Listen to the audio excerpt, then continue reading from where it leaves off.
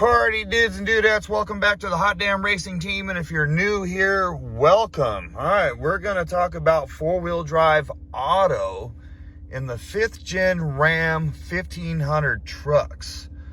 All right, so I can't really speak for the 4th gen Rams. I hear a lot of stories and I read a lot of stories about how the 4th gen Ram, the four-wheel drive auto, only activates when there is a slip detected.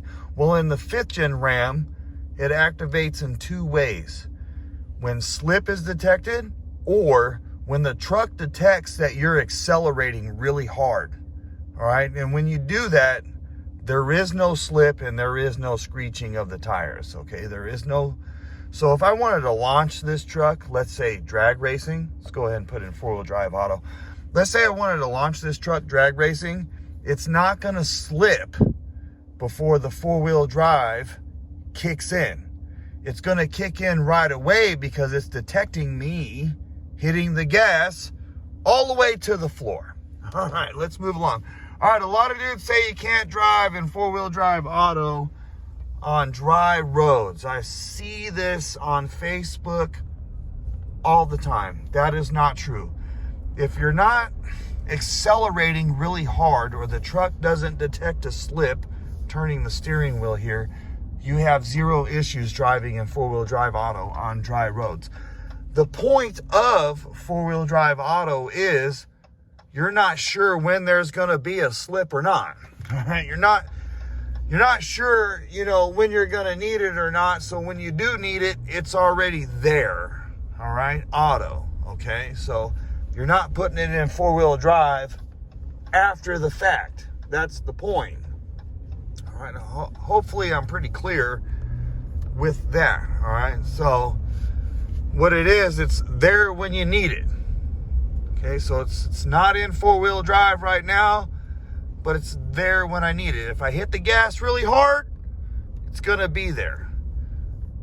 All right, so let me go over one thing real quick. All right, so here would be an issue. All right, if you're driving normally, all right, if you're driving how the dealership, not the dealership, but the manufacturers or the engineers expect you to drive, all right, you're not going to have an issue with four-wheel drive auto. All right, there isn't going to be an issue with turning. All right, there's no binding here. But if I hit the gas hella hard and try to make that turn, or I try to do some freaking donuts or something, the four-wheel drive is going to kick in, and you could have an issue with binding if you have your steering wheel turned hella hard.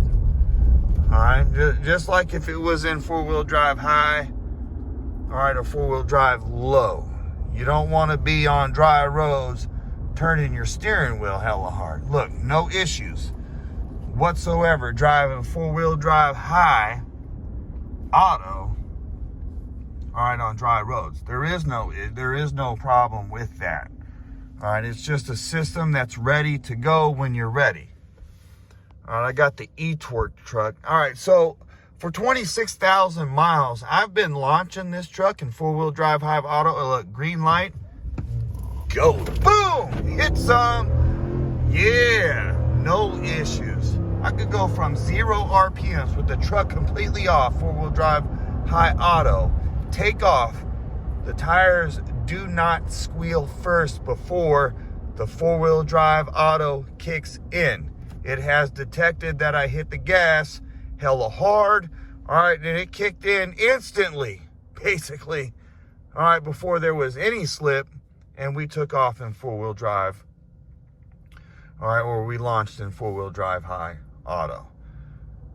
All right, it also kicks in, like I was saying, if there's a little slip. Let's say you're taking a little hill, you're going on a little hill, the tires start slipping a little bit, or, there's a little bit of rain, you're not giving it a lot of gas, all right, you're just giving it a little bit of gas, all right, understand what I'm saying? The tires slip a little bit, the four-wheel drive will kick in, all right?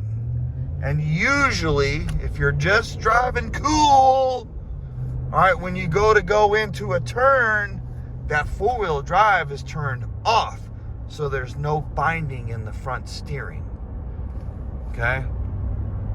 So four-wheel drive high auto on dry roads, there's no issue with that. There is no problem doing that unless you drive, like some people would say, it's not me, all right, unless you drive like a jackass. All right, that's a true story.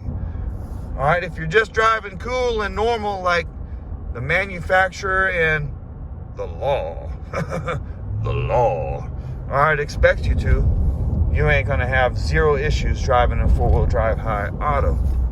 All right, so what you can experience in four-wheel high drive auto, because people want to know what's the true negative. All right, you have your axles locked up. Oh, look at this. There's something weird going on here. I want to go to the Stizor, but there's an accident. As usual. This really sucks. All right. Did you do it by yourself? You probably did. Nope. There's your culprit. All right. Four-wheel drive high auto.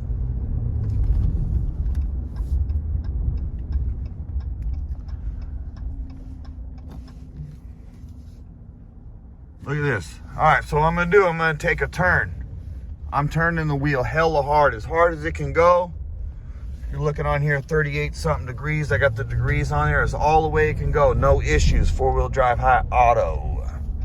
All right, like I said, you don't wanna do donuts and stuff like that, because when it kicks in, there will be binding. That's where you would have an issue. But you shouldn't be doing that if you're just driving normally in four-wheel drive high auto. All right, so there's no issue. Oh, what I was gonna get at is with the negative effects, all right? So you have your axles locked in. You could expect a little less gas mileage, all right? So you're gonna get a little bit worse gas mileage because you're putting a little extra stress on the engine, okay, and whatnot. That's as far as I know, which is not that much. It's negligible.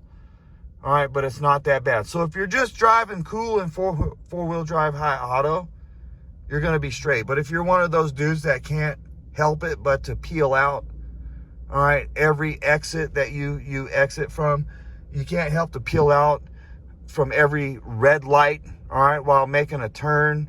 If you just can't help it but just accelerate hella hard, just don't be in four-wheel drive high auto unless you're running in a straight line, because I've launched this truck 4,552 freaking times. All right, 26,000 miles on it, four-wheel drive high auto. All right, with the e-torque at 0 RPM, and I have zero issues with this truck. Hardy dudes and dudettes, until next time, get some. Four-wheel drive high auto. Oh, damn, hell yeah. 2021 Ram 1500 Bighorn. Super, super, super clean. Just kidding, super dirty, and I don't even care. All right, and this isn't my show truck. All right, this isn't my race truck. This is just my family truck and whatnot. 4x4, 4x4 with four-wheel drive auto. Hot damn, let's get some. I'm just gonna let y'all know stuff like this. These streets aren't even that busy in the morning, and I have no idea. This happens all the time. All the time. I have no idea how the only two idiots on the road can wreck into each other. You're the only two. There was only you, and you crashed into each other. With a huge intersection, you and you were the only ones on the road, and you crashed. That I cannot understand, and I will never understand. It happens all the time around here, and it is insane. How can there only be two? Right now, there's kind of a couple people because it's a little later on, but there was only this guy, and there was nobody else in the intersection, and they wrecked into each other. Imagine that. Imagine that. And people wonder why the world is in such despair. Just because people are idiots.